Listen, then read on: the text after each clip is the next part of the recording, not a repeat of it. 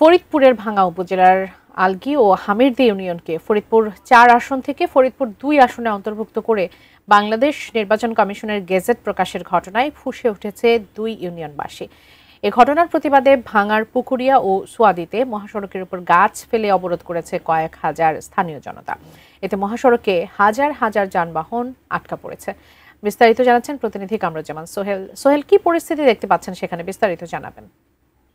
করা হয়েছে যে ফরিদপুর ৪ আসনের ভাঙ্গার ২টি ইউনিয়নকে অন্যত্র ফরিদপুর ২ আসনের সাথে অন্তর্ভুক্ত করার যে প্রতিবাদ, সেই প্রতিবাদে আমরা দেখেছি যে সকাল থেকেই স্থানীয় জনতারা কিন্তু ঢাকা বরিশাল মহাসড়ক অবরোধ করে বিক্ষোভ করেছে। তারা টায়ারে আগুন জ্বালিয়ে এবং মহাসড়কে গাছের গুঁড়ি ফেলে তারা কিন্তু সকাল থেকে বিক্ষোভ করছে। আমরা দেখতে পেয়েছি যে এখানে হাজার হাজার মানুষ কিন্তু এই আজকে যে প্রতিবাদ, সেই প্রতিবাদটি তারা জানাচ্ছেন। তারা বলছেন যে ফরিদপুর ৪ আসনের যে সাবেক সংসদীয় আসনটি রয়েছে, সেই সংসদীয় আসনটি ঠিক রাখার জন্য তারা আজকে দাবি করছেন। তারা বলছেন যে কোনো ক্রমেই তারা ফরিদপুরের যে ২টি ইউনিয়নকে কেটে নিয়ে ফরিদপুর ২ আসনের সাথে অন্তর্ভুক্ত করেছেন, সেটি তারা কোনো ক্রমে মানতে পারছেন না। তারা বলছেন যে যতক্ষণ পর্যন্ত তাদের দাবি মানা না হয় তাহলে তারা কিন্তু এই আন্দোলন চালিয়ে যাবেন। তো আমি যদি একটু কথা বলতে চাই স্থানীয় একজনের সাথে, আমি আপনার কাছে জানতে চাই যে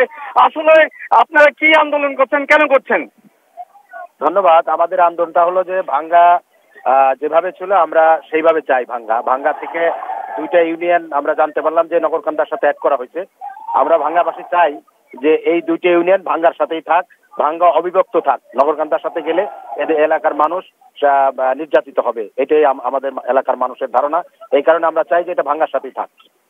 আপনারা শুনতে পাচ্ছিলেন যে তিনি বলছিলেন যে তাদের যেই দাবিটা, সেই দাবিটা হলো যে ফরিদপুরের যে ৪ আসনটি পুনর্বিন্যাস করে ফরিদপুর ২ আসনের সাথে ২টি ইউনিয়ন অন্তর্ভুক্ত করেছে। বিশেষ করে ভাঙ্গার যে ২টি ইউনিয়ন, সেই ২টি ইউনিয়ন যাতে পুনরায় আবার নগরকান্দার সাথে একত্রিত করা হয়, সেই দাবিটি তারা বলছেন। তারা বলছেন যে যদি নগরকান্দার সাথে তারা এই ২টি ইউনিয়ন একত্রিত করা হয় তাহলে তারা কিন্তু মানবেন না। তারা বলছেন যে প্রয়োজনে লাগাতার আন্দোলন কর্মসূচি করে তারা দক্ষিণাঞ্চল অচল করে দিবেন।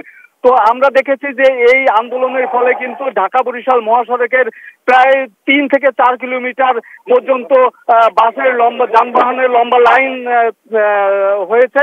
তো এখানে যারা আন্দোলন করছেন তারা বলছেন তারা সরকারের ঘোষণা না আসা পর্যন্ত তারা কিন্তু রাজপথ ছাড়বেন না। তো এই ছিল ভাঙ্গার পুকুরিয়া থেকে আমার কাছে সবশেষ খবর।